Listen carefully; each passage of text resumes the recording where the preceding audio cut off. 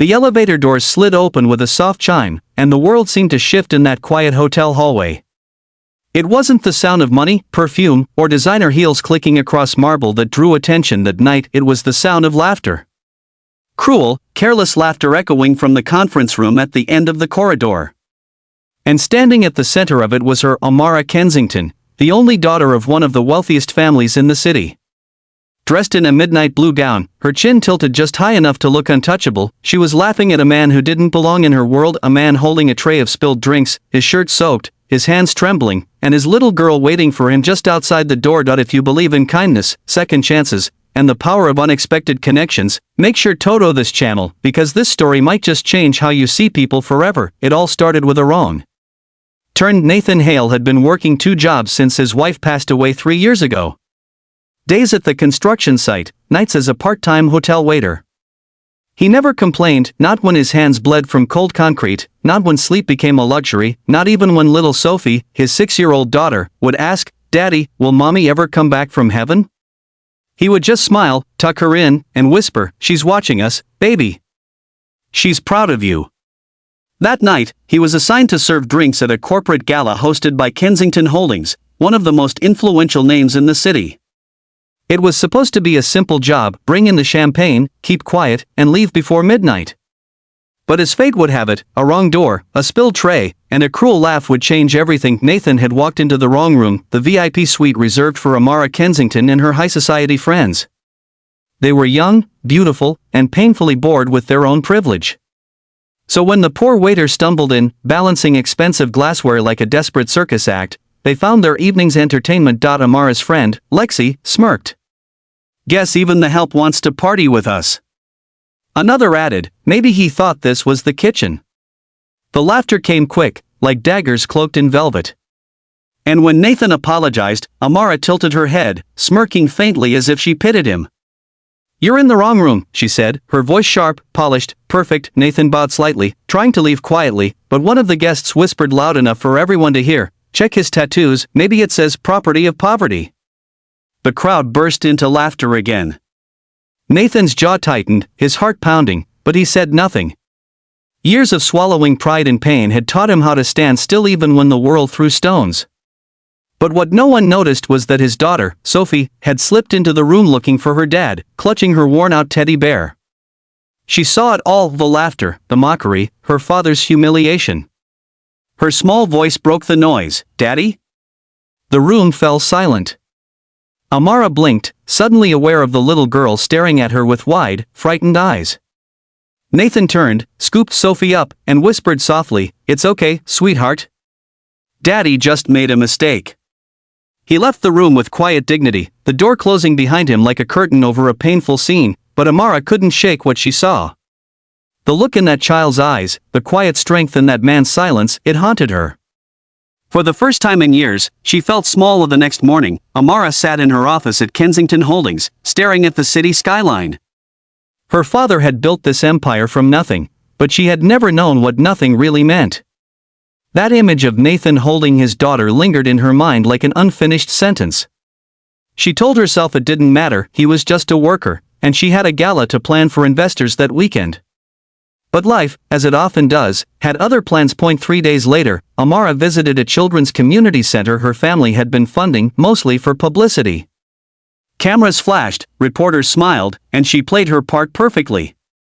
But as she walked into one of the playrooms, her heart stopped. Sitting in the corner, sketching with crayons, was Sophie, the same little girl from that night. Amara froze. Sophie looked up and recognized her instantly. Her face went pale, and she quietly moved her drawing behind her back. Amara knelt down slowly, unsure what to say. "Hi," she whispered awkwardly. "You like drawing?" Sophie nodded silently. Then Amara saw the paper, a drawing of a man and a girl holding hands, with a little heart above them. Written in shaky handwriting, "Me and Daddy." Something inside Amara broke. Nathan appeared moments later, wearing a faded gray t-shirt and jeans stained with paint. He didn't notice her at first, he was helping fix a broken shelf for the staff.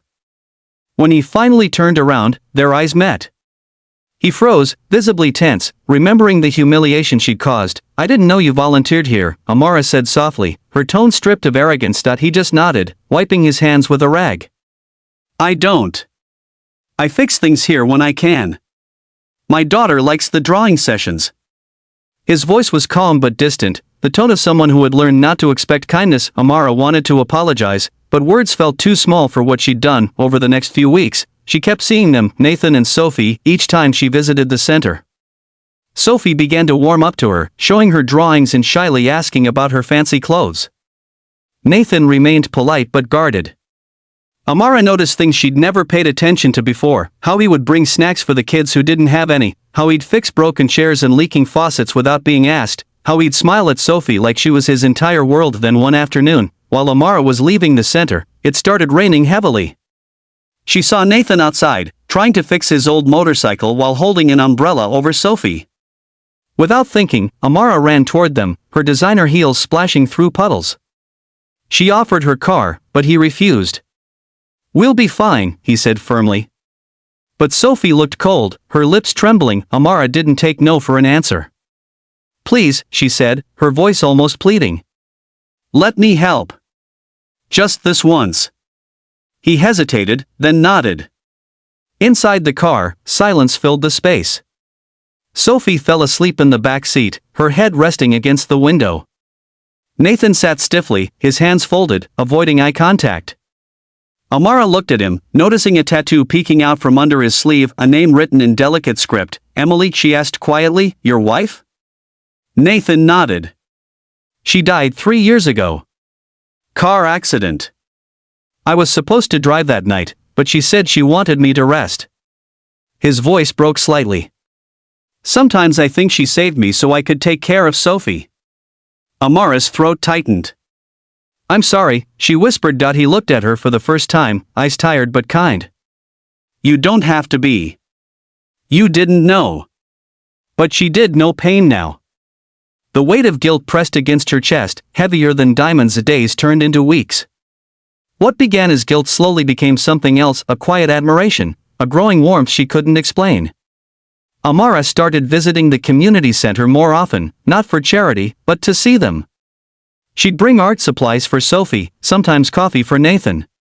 And though he never said much, his eyes began to soften around her. Then came the moment that changed everything. One evening, while Nathan was fixing a wall at the center, Amara accidentally spilled paint on her dress.